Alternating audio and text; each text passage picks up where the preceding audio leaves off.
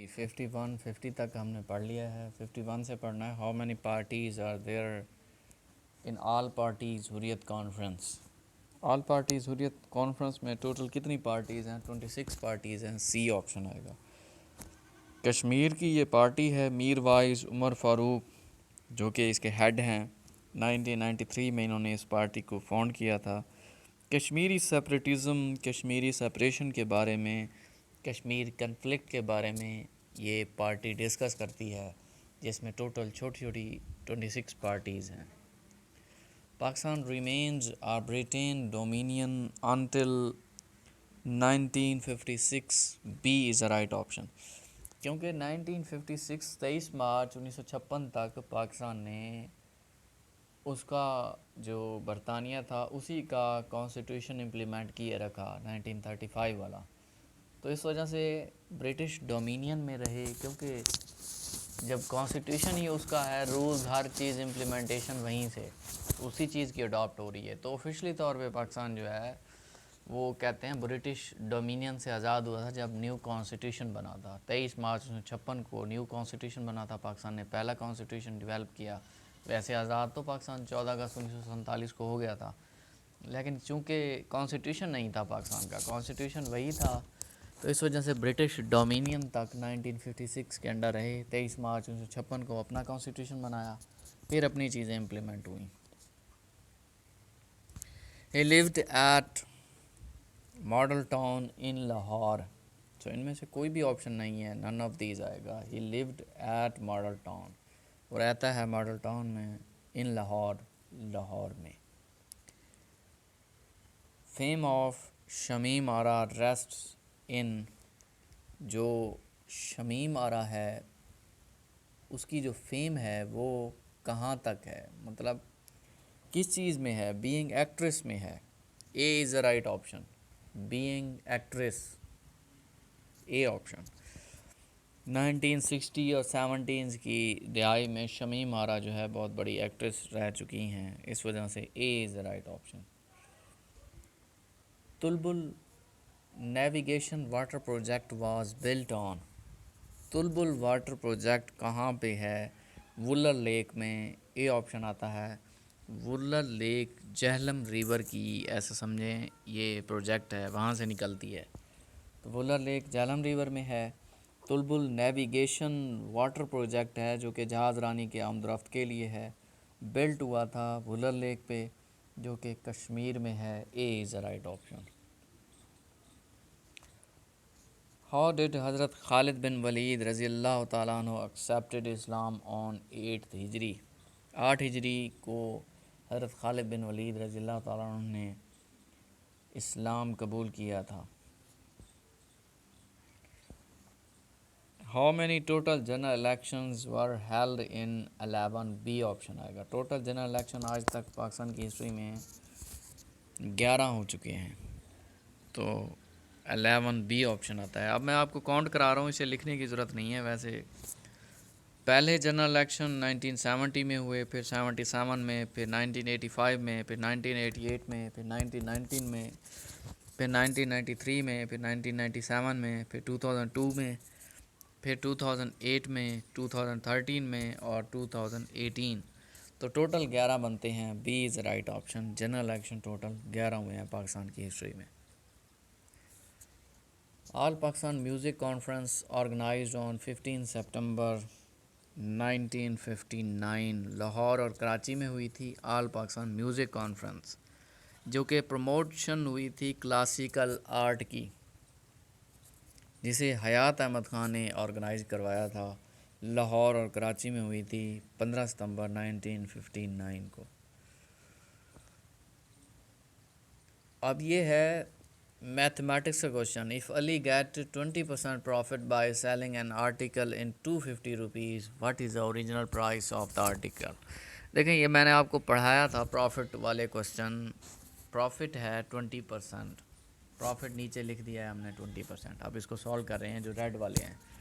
Bye selling an article 250 rupees, तो cell price कितनी है? 250 रुपीज़। हमने फाइंड क्या करना है? कॉस्ट प्राइस फाइंड करनी है।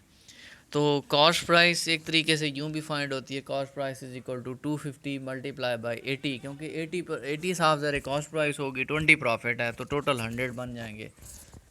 80 से इसलिए मल्टीप्लाई कर दिया है, 100 पे डिवाइड कर देंगे, क्योंकि प्रॉफिट निकालने के लिए 100 पे डिवाइड लाजमी करना होता है। तो 250 मल्टीप्लाई बाई 80 डिवाइडेड बाई 100, ये निकाल के देंगे 200 बनता है, तो 200 हमारी कॉस्ट प्राइस आ जाएगी। ए इज़ द राइट ऑप्शन। 80 हमारी कॉस्ट होगी, इस वजह से 250 मल्टीप्लाई बाई 80 किया है, डिवाइडेड बाई 100%, 100 किया है, तो कॉस्ट प्राइस हमारी 200 निकली है। यही हमारा राइट ऑप्शन है, A is the right option. Next भी मैथमेटिक्स का है। Ahmed got 25% part profit on every article of ₹250, then how much percentage of profit? Ahmed got 25% profit on every article. तो प्रॉफिट नीचे रेड में देखें जो सॉल्व किया हुआ है, प्रॉफिट इज इक्वल टू 25 है, 25% उसने प्रॉफिट हासिल किया है। अब कॉस्ट प्राइस उसने बताई हुई है ऑन एवरी आर्टिकल ऑफ ₹250, 250 पे उसका प्रॉफिट 25% है, then how much percentage of profit? Cost price red में लिखी हुई है 250 है। अब हमने प्रॉफिट परसेंटेज निकालनी है। प्रॉफिट परसेंटेज का फार्मूला मैंने आपको बताया था। प्रॉफिट परसेंटेज निकालने का फार्मूला होता है profit over cost price multiply by 100। Profit percentage का formula profit divided by cost price multiply by 100। तो देखें प्रॉफिट हमारा कितना है, 25 है, 25 ऊपर लिख देंगे। कॉस्ट प्राइस हमारी कितनी है, 250 है, 250 लिख देंगे, मल्टीप्लाई बाय 100। अब इसको सॉल्व करेंगे तो प्रॉफिट परसेंटेज 10% निकलता है, क्योंकि 25 से 25 कट जाएंगे और 0 से 0 कट जाएगी, तो 10 बच जाएंगे। 10% जो है हमारा राइट ऑप्शन है, प्रॉफिट परसेंटेज है, A is the right option. अब ये भी प्रॉफिट से रिलेटेड ही है, प्रॉफिट परसेंटेज निकालनी है। अकरम ने अपलोड किया है या बेचा है एक चीज़ को 60,000 में, जिसकी कॉस्ट थी 57,000। अब प्रॉफिट कितने परसेंट उसने अर्न किया है, इट मीन्स हमने अब प्रॉफिट परसेंटेज निकालनी है। कॉस्ट प्राइस उसकी कितनी आएगी, 57,000 का परचेज़ किया है, कॉस्ट प्राइस 57,000 आएगी। बेचा कितने का है, सेल प्राइस 60,000 आएगी, क्योंकि 60,000 का उसने सोल्ड किया है। यही हमारी स्टेटमेंट थी। अब प्रॉफिट का क्या फार्मूला होता है, पहले प्रॉफिट निकालेंगे, जब प्रॉफिट निकल आएगा फिर प्रॉफिट परसेंटेज निकालेंगे। अब प्रॉफिट का फार्मूला मैंने आपको बताया हुआ है, sell price minus cost price. तो profit is equal to sell price कितनी है, 60,000 है, कॉस्ट प्राइस कितनी है, ऊपर लिखी हुई है 57,000 है, तो 60,000 में से 57,000 जाएँ, 3,000 जो है हमारा प्रॉफिट है। ये तो बहुत ही सिंपल है, एक चीज़ 57,000 में परचेज़ की है, 60,000 में बेची है, प्रॉफिट कितना 3,000 निकला है। ये तो लेमैन को भी पता होगा, बहुत आसान है। अब प्रॉफिट परसेंटेज निकालनी है, प्रॉफिट परसेंटेज का फार्मूला आना चाहिए, तो बहुत ही आसान हो जाता है। प्रॉफिट परसेंटेज का फार्मूला होता है profit divided by cost price multiply by 100। तो प्रॉफिट हमारा 3,000 है, उसकी जगह 3,000 आ जाएगा, कॉस्ट प्राइस 57,000 है, 57,000 आ जाएगा, मल्टीप्लाई बाय 100। तो इनको सॉल्व करेंगे, 5.23% हमारी प्रॉफिट परसेंटेज आती है। B is the right option. अच्छा 62 है, अब इसको अंडरस्टैंड करने की ज़रूरत है, इम्पॉर्टेंट है, ये भी काफ़ी इम्पॉर्टेंट क्वेश्चन है। If A's income is 40% less than B's income, A की इनकम 40% लेस है बी की इनकम से। अब ए की इनकम हम क्या अकाउंट करेंगे, 40%, उसने स्टेटमेंट में कह दिया है। बी की इनकम क्या है, 40% लेस है, तो बी की इनकम हमने अज्यूम कर ली, 100 में से 40 लेस करके 40 लेस किए हैं। वही कह रहा है कि जो बी की इनकम है वो 100% लेस, 40% लेस है ए की इनकम से, तो 40% लेस कर देंगे तो कितना बच जाएगा, बी की इनकम 60% है। अपनी तरफ से अज्यूम करके जो स्टेटमेंट दी हुई है उसी के मुताबिक हमने इसको सॉल्व किया है। आगे है, then how much percent is B's income more than A's income. अब उसने कहा है कि परसेंटेज निकालें कि जो बी की इनकम है वो ए की इनकम से कितनी ज़्यादा है, यही हमने निकालना है। B is income more than A's income, ये हमने निकालना है। अब बी इज़ इनकम, बी की इनकम कितनी है, 40% है, डिवाइडेड बाय 40% किसकी है, ए की इनकम। पहले 60 आ जाएगा, वो बी की इनकम है, डिवाइडेड बाय 40 क्योंकि वो 40 ए की इनकम है, 60/40 मल्टीप्लाई बाय 100 क्योंकि परसेंटेज में निकालनी है। तो 60 को 40 पे डिवाइड करेंगे 66.66 आता है, यही हमारा राइट आंसर है। अगर सही तरीके से करेंगे, सोच समझ के करेंगे तो बहुत आसान है, वैसे करेंगे तो बहुत टफ लगता है। जो स्टेटमेंट उसने बताई है उसी के मुताबिक करेंगे। A's income 40% less than B's is इनकम, तो ए की इनकम 40% है, बी की इनकम निकालने के लिए 100 में से 40% लेस करेंगे तो 60% बी की इनकम आ जाएगी। अब वो नेक्स्ट स्टेटमेंट में कह रहा है कि बी की इनकम कितनी ज़्यादा है ए की इनकम से।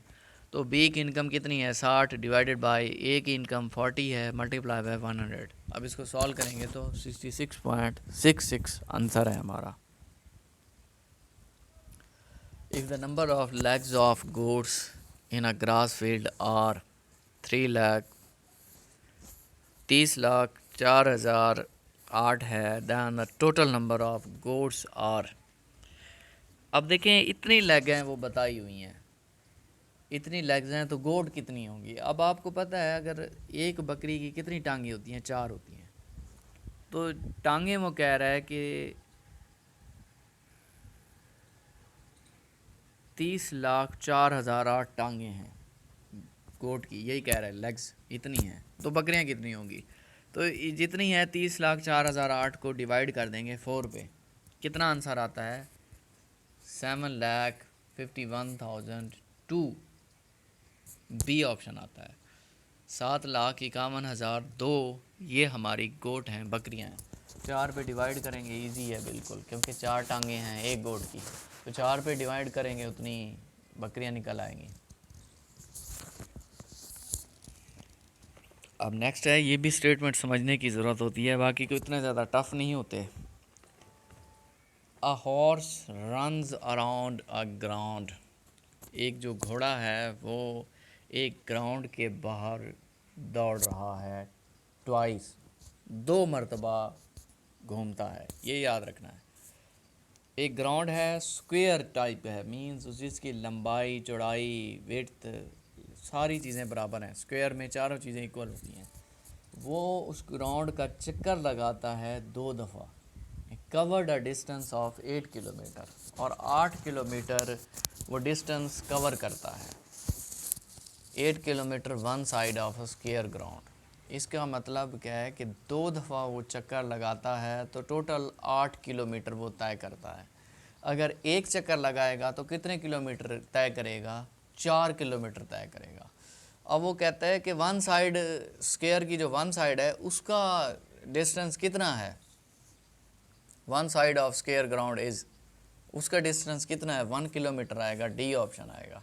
वो कैसे अंडरस्टैंड करें, देखें एक घोड़ा है जो कि ऐसे समझें कि जो एक लाइन है, लंबाई है वो 1 किलोमीटर की है, चौड़ाई भी 1 किलोमीटर की है, दूसरी लंबाई 1 किलोमीटर की, दूसरी चौड़ाई 1 किलोमीटर की, क्योंकि स्क्वायर जो है चारों साइडों से इक्वल होता है। तो कितने किलोमीटर अगर एक दफ़ा दौड़ेगा तो 4 किलोमीटर हो जाएगा। फिर दोबारा से वो एक चक्कर और लगाता है, 4 चक्कर लगाता है, लंबाई फिर चौड़ाई फिर लंबाई फिर चौड़ाई, तो टोटल कितने किलोमीटर हो गए, 4 किलोमीटर। अब एक साइड का डिस्टेंस कितना बनता है, 1 किलोमीटर है, क्योंकि वो 2 चक्कर लगाता है, इस वजह से 8 किलोमीटर बना है। अगर एक चक्कर लगाता 4 किलोमीटर होता तो 4 कोने हैं, चारों साइडों से 1-1 किलोमीटर है सफ़र। तो यही पूछ रहा है कि one side of square ground is 1 kilometre, A option आता है, डी ऑप्शन है।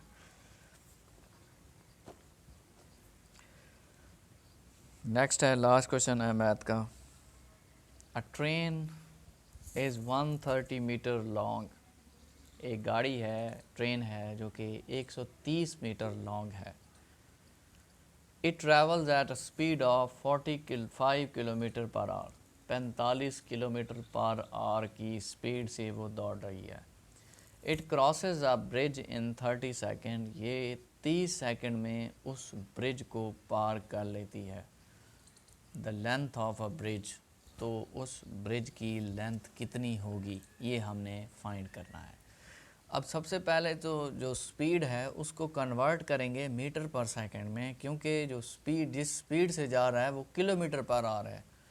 हमने जो स्पीड देखनी है वो मीटर पर सेकंड में देखनी है।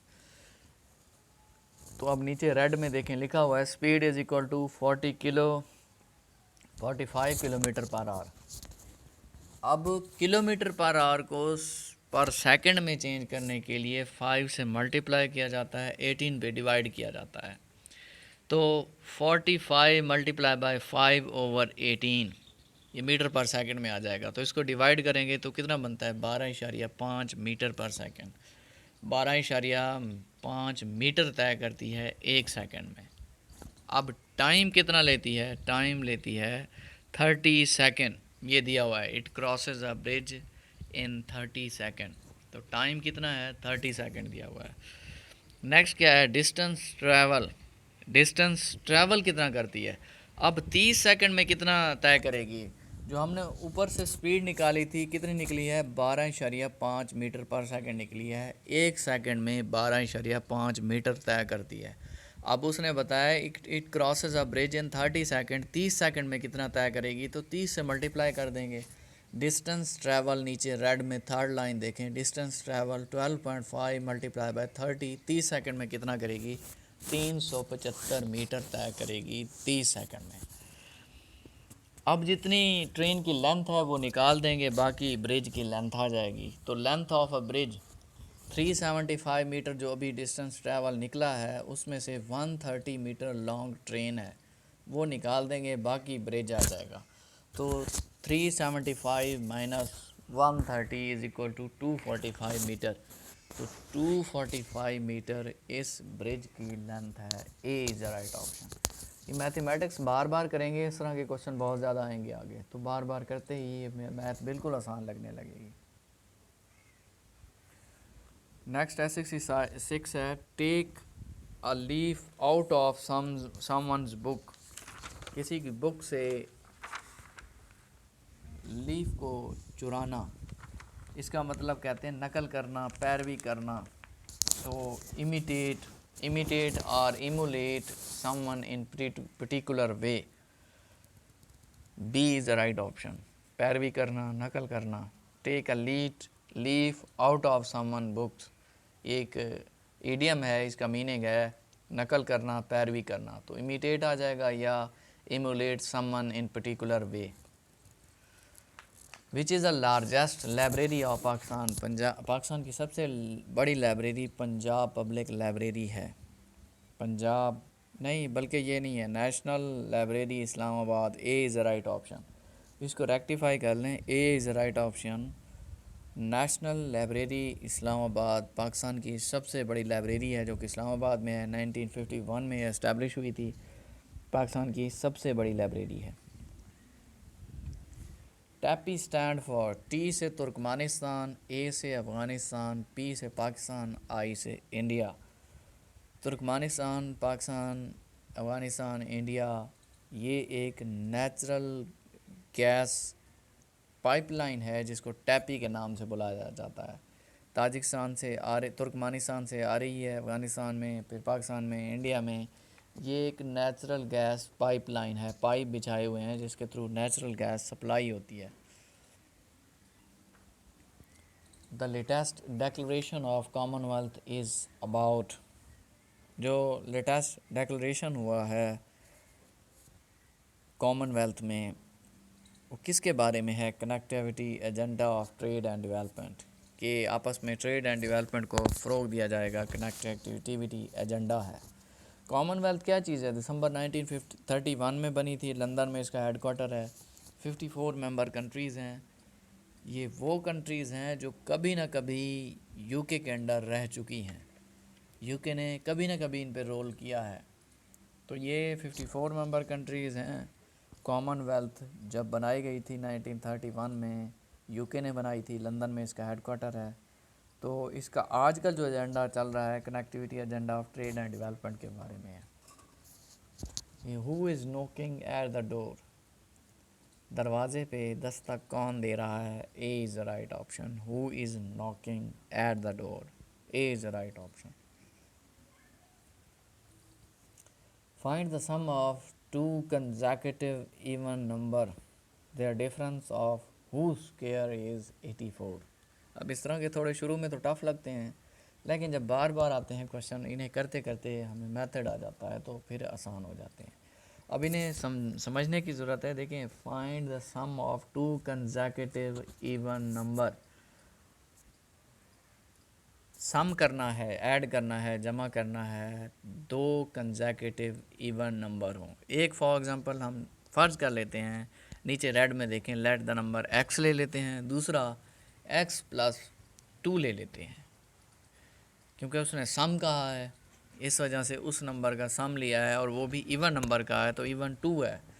तो हमने फ़र्ज़ कर लिया, अपनी तरफ से स्टेटमेंट बना दी कि एक x है और x में इवन नंबर ऐड करेंगे तो x प्लस 2 है। ये दो हैं, हमारे दो नंबर हैं, टू कंसेक्यूटिव इवन नंबर हैं। Their difference of who square is, their difference, उनका डिफरेंस लेना है, ऑफ हु स्क्वायर, और जिसका स्क्वायर इज़ इक्वल टू 84। अब ये हम स्टेटमेंट बना रहे हैं, सेकेंड लाइन देखें, दैन x प्लस 2 उसका स्क्वायर लेना है, डिफरेंस क्या है, x का स्क्वायर है, यही स्टेटमेंट दे रहा है, इज़ इक्वल टू किसके इक्वल है, 84 के इक्वल है। अब ये हमारी स्टेटमेंट बन चुकी है जो कि उस क्वेश्चन में बताई हुई थी। क्या, दोबारा पढ़ते हैं, देयर डिफरेंस, उनका डिफरेंस ऑफ हु स्क्वायर, तो x प्लस 2 उसका स्क्वायर लेंगे, माइनस डिफरेंस कह रहा है, डिफरेंस उसके बाद हु स्क्वायर, x का स्क्वायर आ जाएगा, इज़ इक्वल टू 84। ये हमारी स्टेटमेंट बन गई।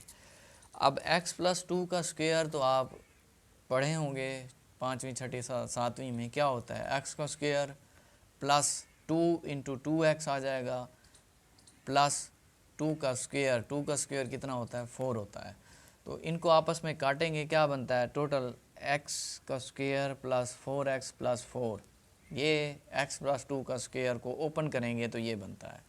अब आगे क्या है, माइनस x का स्क्वायर पहले था, इज़ इक्वल टू 84। अब एक प्लस का x स्क्वायर है, दूसरा माइनस का x स्क्वायर है, दोनों आपस में क्रॉस हो जाएंगे, तो क्या बच जाएगा, 4x plus 4 is equal to 84। अब 4 जो है वो दूसरी साइड पे जाएगा तो क्या बन जाएगा, 84 माइनस 4 क्या बनेंगे, 80 आ जाएगा। तो 4x इज़ इक्वल टू 80। अब 4 को इधर से भी डिवाइड कर देंगे, 4 को उधर से भी डिवाइड करेंगे तो क्या बनता है, x इज़ इक्वल टू 20। अब x हमारा 20 है। अब जो स्टेटमेंट हमने बनाई थी उसमें हम x की जगह 20 ऐड करते जाते हैं ताकि हमारा पूरा जो क्वेश्चन है वो सामने आ जाए। तो रिक्वायर्ड सम क्या है, x प्लस 2, यही हम दोनों ने हमने अज्यूम किए थे, x अज्यूम किया था, उनको ऐड करेंगे प्लस x प्लस 2 में ये दो अज्यूम किए थे। तो x की जगह क्या आ जाएगा, 20 डाल देंगे, x की जगह दूसरी जगह भी 20 डालेंगे, प्लस 2 कर देंगे। तो इनको मल्टीप्लाई करने से और ऐड करने से क्या आता है, 42 आता है। A is the right option. Next 72 है, which type of lens in found in human आई, इंसानी आँखों में कौन से लेंस पाए जाते हैं, बाई कन्वेक्स लेंस पाए जाते हैं इंसानी आँखों में। MAO college was founded by Sir Syed Ahmad Khan, D is the right option.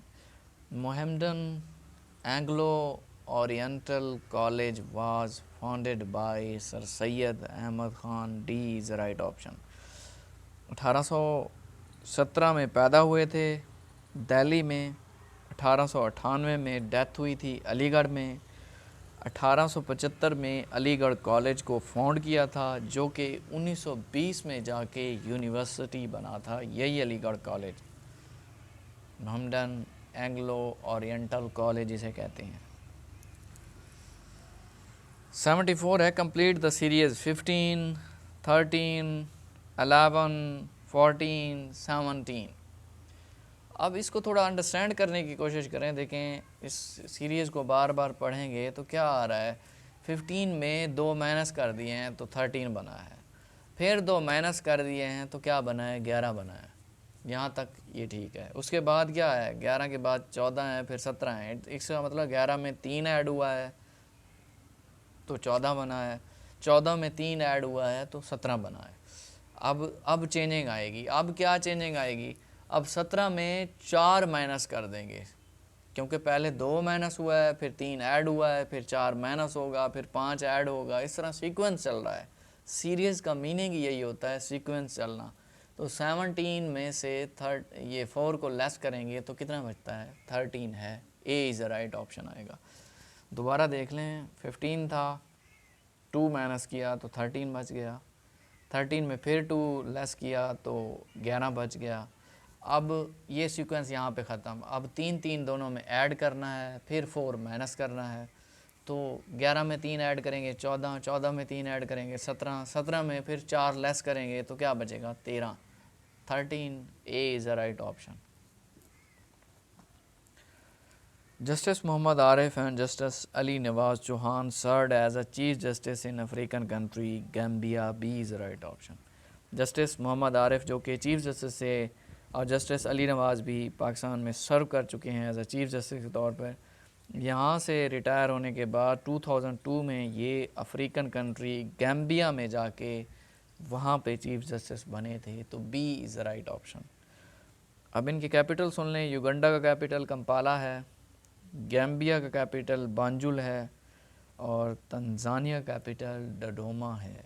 C is the right option. Which is use for web page and web address. इनमें से कौन सी चीज़ वेब पेज और वेब एड्रेस के लिए इस्तेमाल की जाती है? सर्च इंजन और software. So C is the right option. दोनों वेब पेज और वेब एड्रेस के लिए दोनों चीज़ें इस्तेमाल की जाती हैं। वेब पेज और वेब एड्रेस वो होता है जहाँ पे डाटा वगैरह का एड्रेस इंफॉर्मेशन के थ्रू मालूम किया जाता है कि इसका कहाँ एड्रेस है, ये फ़ाइल कहाँ जाएगी। तो वो वेब एड्रेस के थ्रू पता चलता है, और वो सर्च इंजन और सॉफ्टवेयर जो हैं ये इस्तेमाल होते हैं। Which department got functional during हज़रत उमर बिन अब्दुल अज़ीज़ पीरियड। हज़रत उमर बिन अब्दुल अज़ीज़ के पीरियड में कौन सी चीज़ें फंक्शनल हुई थी?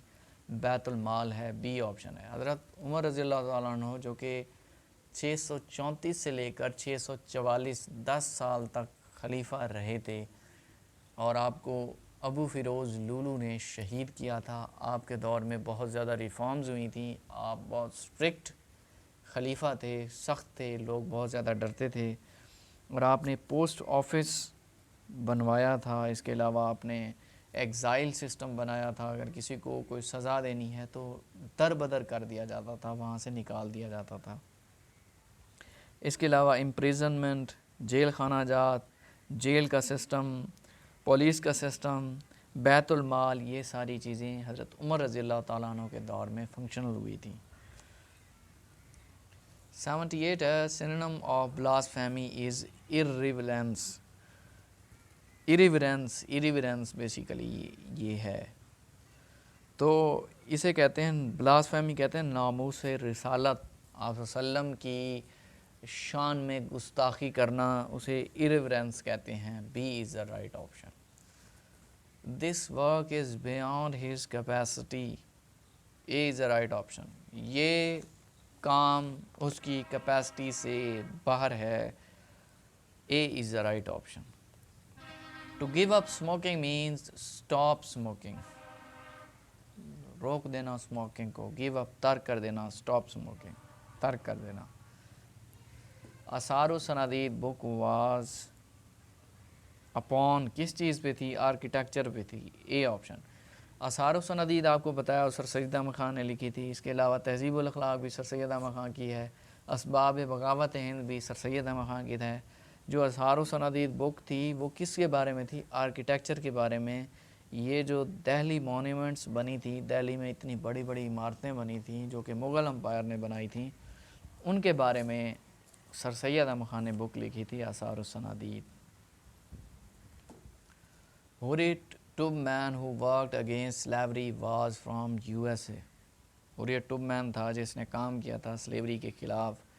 किस कंट्री से बिलोंग करता था? बी ऑप्शन है, यूएसए से। स्लेवरी में पैदा हुआ, ग़ुलाम बन के पैदा हुआ, और इसने फिर मिशन जो है ये चलाया कि ग़ुलामों को आज़ाद कराना है, क्योंकि अमेरिका में जो सिस्टम है वो बहुत ज़्यादा ग़ुलाम पाले जाते थे। ये जो ब्लैक नेशन थी टोटल ये वाइड नेशन के अंडर काम करते थे, ये उनके सर खुद गुलाम हुआ करते थे, बिकते थे, परचेज़ हुआ करते थे। तो हुर्रियत टुबमैन था जो कि बेसिकली ख़ुद भी ग़ुलाम था, जब वहाँ से आज़ाद हुआ तो इसने एक मुहिम उठाई कि ग़ुलामाना निज़ाम को ख़त्म किया जाए, और वो भी इंसान है। तो हुर्रियत टुबमैन जो कि यूएसए से बिलोंग करता था, बी ऑप्शन है। लिविंग हिस्ट्री जो कि एक फेमस बुक है, 2003 में लिखी थी हिलरी क्लिंटन ने, Hillary Clinton, B option, USA की है। Thought on Pakistan book was written by B.R. Ambedkar, Ambedkar, A is the right option. सूरह कौसर सबसे शॉर्टेस्ट सूरा है कुरान पाक की। इसमें कितनी वर्सेस आती हैं, कितनी सूराज हैं? 3 वर्सेस हैं, 3 आयात हैं। सूरह बकरा में है सूरह कौसर, और सूरह बकरा कुरान पाक की सबसे बड़ी सूरा है। अच्छा, ये बल्कि उसमें नहीं है, सूरह कौसर जो है ये सबसे शॉर्टेस्ट सूरा है जिसकी 3 आयात हैं, और सबसे जो बड़ी सूरा है वो सूरह बकरा है कुरान पाक की। तो सबसे बड़ी सूरा आए तो सूरह बकरा लगाना है, सबसे छोटी सूरा आए तो सूरह कौसर लगाना है। सूरह तौबा में बिस्मिल्लाह नहीं है, और सूरह नमल में 2 दफ़ा बिस्मिल्लाह है, ये भी आता है। There is no compulsion in religion in which सूरा किस सूरा में ये कहा गया है कि कोई भी कंपल्शन नहीं है रिलीजन इस्लाम में? सूरह बकरा में है, तो यहाँ पे ऑप्शन नहीं है, नन ऑफ दीज आएगा, सूरह बकरा लिख लें। Which of the following country is in the winner of FIFA world cup? इनमें से कौन सी कंट्री है जो कि विनर है फीफा वर्ल्ड कप का? ब्राज़ील ने सबसे ज़्यादा दफ़ा फीफा वर्ल्ड कप जीता हुआ है। फीफा क्या है? Federation international football association. ये एक इदारा है जो 1904 में फाउंड हुआ था पेरिस में, और ज़्यूरिक में इसका हेडक्वार्टर है। बेसिकली इसका पर्पज़ ये है कि फ़ुटबॉल के मैचेस कराना, इंटरनेशनल लेवल पे लीग्स कराना, और वर्ल्ड कप सारा अंजाम देना फ़ुटबॉल में। और इसका जो मोटो है, for the game for the world, ये इसका मोटो है, for the game for the world. 2020 summer Olympics are going to be held in Tokyo. 2020 की जो समर ओलंपिक्स हुई थी टोक्यो में हुई थी। इसके बाद 2 साल बाद विंटर ओलंपिक्स होती हैं। तो विंटर ओलंपिक्स 2022 की बीजिंग में ये भी हो चुकी हैं, चाइना में हुई हैं, इसी साल हुई हैं। 2022 की विंटर ओलंपिक्स बीजिंग में हो चुकी हैं, चाइना में। Male is a capital city of Maldives. Male capital city है किसका? मालदीव का कैपिटल सिटी मेल है।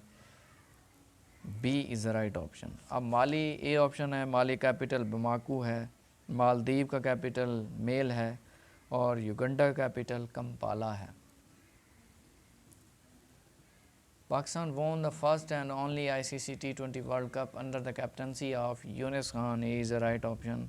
पाकिस्तान ने पहला और सिर्फ एक दफ़ा वर्ल्ड कप जीता हुआ है T20 का, किसकी कैप्टनसी में? यूनिस खान की। 2009 में जीता था, श्रीलंका से जीता था।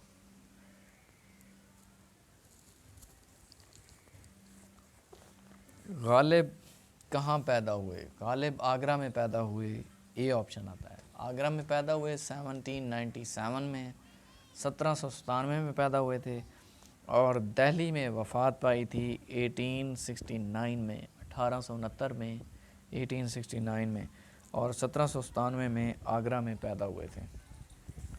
रबाई के किस मिसरे को हासिल रबाई कहते हैं?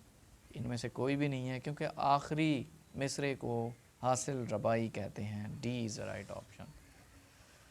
इज़्तिरार का मुतज़ाद क्या है? इज़्तिरार या इज़्तिराब एक वर्ड है जिसका मतलब होता है बेचैनी, बेकरार, बेकरार। तो इसका जो मुतज़ाद है वो करार आएगा, सी ऑप्शन है। इज़्तिरार बेचैनी को कहते हैं, तो इसका अपोजिट करार बनता है, C is the right option.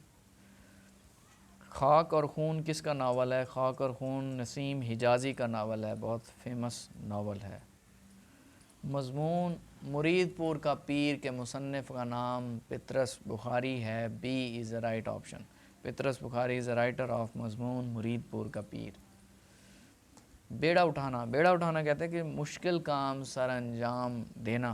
वो कहते हैं ना उसका मैंने बेड़ा उठाया हुआ है, मीन्स उसका भी मुश्किल काम मुझे करना पड़ता है। उर्दू शायरी के अलावा इस्लाही उर्दू का काम किस शायर ने किया? इंशाअल्लाह खां इंशा ने किया था। उर्दू शायरी के अलावा इस्लाही उर्दू का काम भी बी ऑप्शन आता है, इंशाअल्लाह खां इंशा ने। माथा ठनकना से क्या मुराद है? माथा ठनकना कहते हैं किसी काम के मुतालिक बुरे आसार पैदा हो जाना। पहले इंसान को लगने लग जाता है यार मैं फ़ेल होने वाला हूँ, या फिर मैं यहाँ से गिरने वाला हूँ, या एक्सीडेंट होने वाला है, इस तरह की सिचुएशन आ जाती हैं, तो इसे कहते हैं माथा ठनकना। किसी काम के मुतालिक बुरे आसार पैदा होना, पहले से ही आ जाना। ये शेर किस शायर का है? निसार मैं तेरी गलियों के ए वतन के जहाँ, चली है रस्म के कोई न सर उठा के चले। फैज़ अहमद फैज़ खान ने लिखा था।